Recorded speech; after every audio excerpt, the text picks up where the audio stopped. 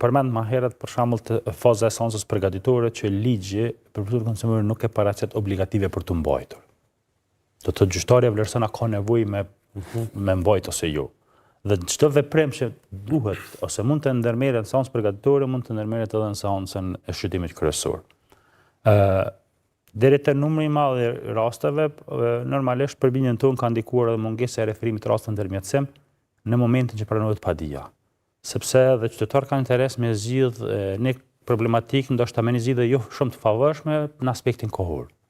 Ajo që tha gjyqtari që ne nuk pajtohemi posaçërisht për pjesën civile, sepse kur rasti kthehet mas 3-4 viteve në rigjykim, ajo lëndë rezervuar si lëndë e re. Ama avokat është për shembull avokat, ai njoftojnë mjaftueshëm klientët e tyre që rosin mundun me zgjidhje në ndërmjetësim, apo tentojnë do thotë tentojnë me vazhdu ose në procedurë gjyqësore, sepse ideja është se parimisht pjesa më e madhe e palëve në civile për shembull janë përfaqësuar nga avokat. E në anën tjetër do thotë vlerësohet se nuk ka njohuri për ndërmjetësimin. Do thotë këtu tash një përgjegjësi e ka dhe gjykata për shkak se nuk po i njoftojnë palët në fillim lidhur me mundësi për me zgjidhje rastin ndërmjetësim, e në rastet kur pinjoftojnë kështu që vetë gjyqtarët me veti mundën më kuptu me atë gjuhë. Jo në një gjuhë thjesht kuptueshme. Mund të ketë edhe raste që të tilla, por unë gjithherë kam thënë kam edhe vërejtjet e mia në kuptimin e licencimit ndërmjetësues, sepse ne mund të shohim biolog, kimist që është emëruar ndërmjetësues dhe ai do të vendosë për besimin e fëmijëve apo për një dispozitiv të një gjykimi për vërtetëpronësie që ne kemi probleme ndoshta edhe avokat në raste të caktuara të gjyqtar për me hartu një dispozitiv të kuptueshëm ashtu siç kërkon ligji. Dhe kjo nuk është problematika dhe nuk mund zgjidhet problematika në një formë të tillë. E tha gjyqtari me të drejtë tek cilësia e hetimeve për cilën ne shohim probleme jashtëzakonshme në praktikë. E tha kolegu më herët që hudhet respektive nxirret një agjim lirues për shkak mungesës së ligjshmërisë së hetimeve. Ju keni pas hulumtime paraprake në 9-ën në 15 kodruz penale, por edhe në 6 konvencionet europiane, kur të panderët nuk merren fare në pyetje për veprën për cilën akuzohen. Ajo që për ne konsiderojmë që nuk është që është humb sensi kërkesës për hudhjen e akt akuzës, sepse në far përjashtoj sepse ka gjyqtarë që arsytojnë pikë presje. Jemi qartë, por në shumicë thuhet që akt akuza është ngritur sipas ligjit. Normalisht është sipas ligjit, por qëllimi kërkesë për hudhje të akt akuzës dhe kundërshtim provave në kupton mini gjykimin sepse ka prova të palegjshme që duhet shpallën në fazat e para dhe ambesin provat të legjshme të cilat do ta vërtetojnë fajësinë e të pandehuri. Dhe cila është logjika apo performanca e një gjyqtari i cili refuzon kërkesën për hudhje të akt akuzës dhe në domenën e njëjtë të provave mas 2 viteve gjykim nxjerr agjim lirues.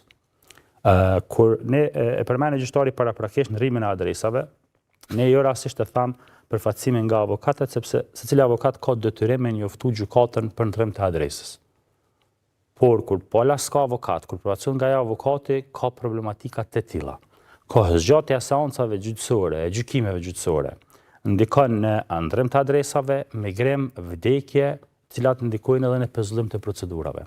Një fakt tjetër që për bindjen tonë ka jashtëzakonisht rëndësi është cilësia e akt akuzave, sepse ma tepër shohim një aspekt të përshkrimit të veprimeve hetimore, sesa një analizë të gjetje nga ana e gjykatës, nga ana e prokurorisë, dhe nëse kjo bëhet sa për të thënë gjysfaqe në faqe, por nuk bëhet në lidhja e veprimeve të cilit do të pandehur të akuzuar në raport me provat, një lloj arsyetimi i dyshimit të bazuar se se prokuria është bindur që personi caktuar është kryer veprës penale.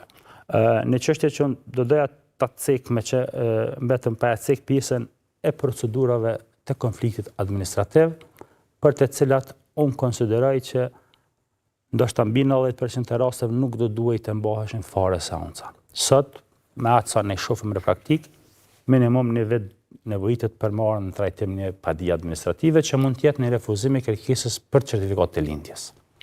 Dhe kur do të shqyrtohet ngjajshëm edhe tek kontestet e punës ku zbatohet ligji i punës që janë kompetent departamenti i përgjithshëm. cila është nevoja ose çka ka me zbulu gjykata ose palët, ma tepër ligjshmërinë në një vendim te i cili do të vlerësohet ligjshmëria e tij. Çka i kontribuojnë seancat për me të i kalu ligjshmërinë e vendimi, kur ajo është vendim i shkruar me nxjerr para sa kohë. Prandaj edhe këtu normalisht që ndikojnë tek kozgjata e seancave. Ne kemi pas paraprakisht probleme, sa kemi pas informacione, vështrimi të revizë ka pas numër të vogël të prokurorëve. Dhe kur është përmend që 28% të seancave në shty në mungesë të avokatëve, e kuptuam pastaj që ka një mekanizëm koordinues, sepse kanë filluar edhe gjyqtarët të kontaktojnë avokat para caktimit të seancave. Sepse përveç nëse ka parashkrim, unë nuk konsideroj që ka avokat që ka interes të dështojnë një seancë. Por gjyqtori po thotë që këta po marrin lonë të shumë. Po. Nëse më lejohet, si me thonë, një pjesë e madhe gjyqtarë po punojnë për ta. Nëse më lejohet vetëm dy çështje që u ngreten. Vetëm një korrigjim. Thash 20 nga gjitha shtyrjet, 28% e shtyrjeve janë si rezultate e mungesës së avokatëve. Domethënë do të më thon plotësisht, thamë edhe ne. Ne si gjykata do të mu koordinu për aq sa mundemi, sa i përket caktimit të seancave dhe koordinimit për data. Mirë po, parimisht jemi të obliguar me zbatu ligjin dhe afatet ligjore. Pra, ne nuk mund vazhdimisht koordinohemi, sepse nëse i koordinojmë gjitha kalendarin me avokat, atëherë ka raste që mund shtyhen edhe me muaj, ndoshta edhe me vite për shkak ngarkesës së disa avokatëve. Prapë e them, disa avokatëve për shkak se kanë marrë një numër të madh të lëndëve dhe kanë vështirësi mi përfaqësu lëndë tjera nëpër gjykata. Tash kjo është pak problem edhe i ligjit, thamë edhe herë, se ligji në këto raste nuk parashen ndonjë pasojë. Diskutuna për shembull me udhën avokatëve që ç'është ta zonë. Nuk mund të them me saktësi. Po vetëm edhe një nuk mund të them me saktësi, mirë po, du me thonë, jo gjitha shkaqet e shtyre janë të avokat, i përmendëm edhe shkaqet tjera, po një ndër shkaqet më kryesore kisha me thonë është kjo. Pastaj mungesa e prokurorëve në regionin e Mitrovicës është evidente pas dorëheqjeve të gjyqtarëve dhe prokurorëve serb, është krijuar një hendek që kisha me thonë një mungesë i numrit prokurorëve dhe shumica e seancave që janë shtyr në gjykatën themelore në Mitrovicë janë si pasojë e mungesës së prokurorëve. Kjo është fakt. Edhe kemi adresu në prokurorinë e shtetit, dhe thamë edhe në takime që kemi pas mes dy këshillave, edhe ata e ndinë si shqetësim, edhe kanë bërë përpjekje tash së fundit, veç se kanë rritë numrin për një prokuror, po duhet i kemi parasysh se edhe ata vazhdimisht kanë dhënë arsyetime se kanë mungesa buxhetore dhe asnjëherë nuk janë trajtuar çështjet buxhetore, pra nuk u ndo buxheti mjaftueshëm me adresu këto çështje. Sa i përket lëndëve në rigjykim, thamë edhe një herë, me dy dokumentet strategjike Këshillit, edhe me mendimin ose opinionin e Komitetit Etikës është para po që lëndë në rigjykim janë lëndë me top prioritet.